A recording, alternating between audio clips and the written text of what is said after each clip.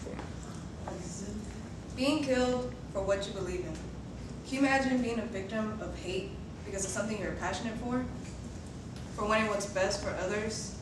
Inhumane is a definition for men who kill innocent people for their beliefs. Assassinations are a coward's way to achieve their goals of ending the lives of those who make a difference to society. This is a case for Abdul Fatah Younis. He was murdered in July 2011 due to fighting for what he believed in. Abdul Fatah Younis was a senior military officer in Libya. He held the rank of Major General and the post of Minister Interior, but he resigned in February 2011 to defect to the rebel side in what was to become the 2011 Libyan Civil War. 29th of July, Younis was reported dead by Libya's National Transitional Council, or NTC.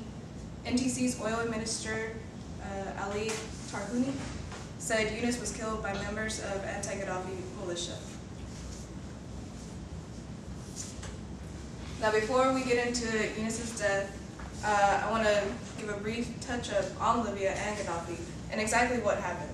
To be honest, before this class, I didn't know anything about what was going on in Libya. I didn't really understand what Gaddafi was doing.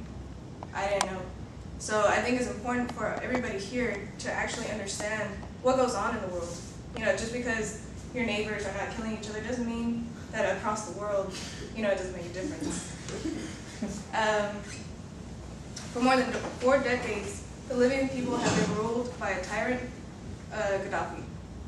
He denied his people freedom, exploited their wealth, murdered opponents in their homes and abroad, and terrorized innocent people around the world, including Americans. Gaddafi chose to escalate his attacks, and innocent people were targeted for kill.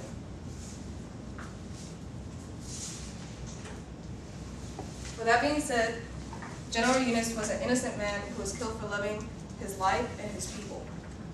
He was a friend of Gaddafi since their days in Army College together around the 1960s. Younis participated in the 1969 revolution against Libya's King Idris that propelled Gaddafi to power. And for more than 40 years, he headed the country's special forces, becoming one of the colonel's most trusted aides. Younis seemed an unlikely supporter to the forces of revolution. When the streets of Benghazi erupted in violence, Younis was Gaddafi's natural choice as to the men to crush the uprising. Instead, February 22nd, he announced he was joining the rebels, and after persuading the city's Interior Ministry Brigade to switch sides too, he urged the Libyan army to join the people and respond to their legitimate demands.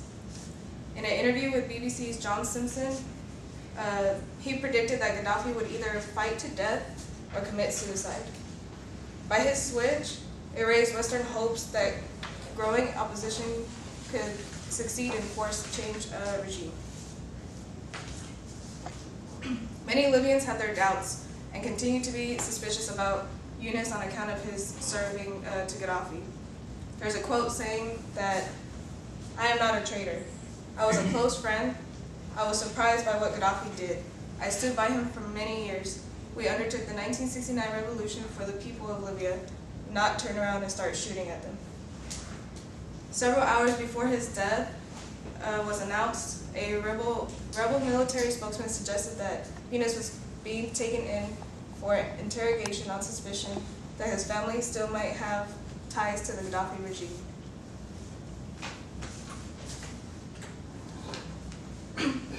On July 28, 2011, Younis and 2 of his colleagues were killed by his comrades in custody after he was assassinated by the opposition leadership on his suspicion of treason. There has been a lot of confusion in the media about the circumstances surrounding his death. NTC head Mustafa Abdul Jalil said Younis was killed by pro-Gaddafi assassins.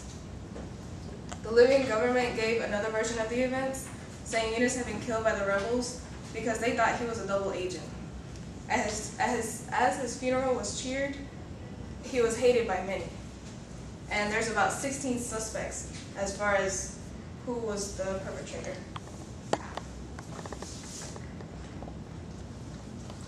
potential murderers. The famous quote is, "You're either with us or against us."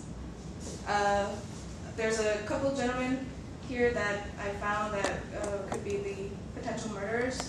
Salabi, who was an Islamic fundamentalist, like Danae said, he's in line to be the next dictator in Libya. Bilhaj is known for terrorist attacks. And then I've also found that there are two main culprits besides these two, which are the forces loyal to the government of Libya that are working undercover, and NATO agents. NATO stands for North Atlantic Treaty Organization.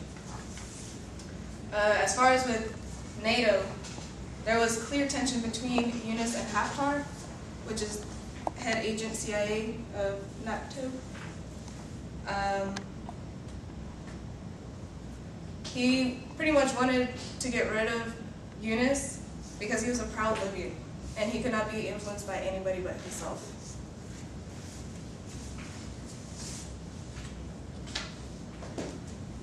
Younis's death is a propaganda coup for Gaddafi forces, even if they did not kill him. His other quote was, "To Libyan people, you are brave people. Stand courageously. Libya will become a strong country."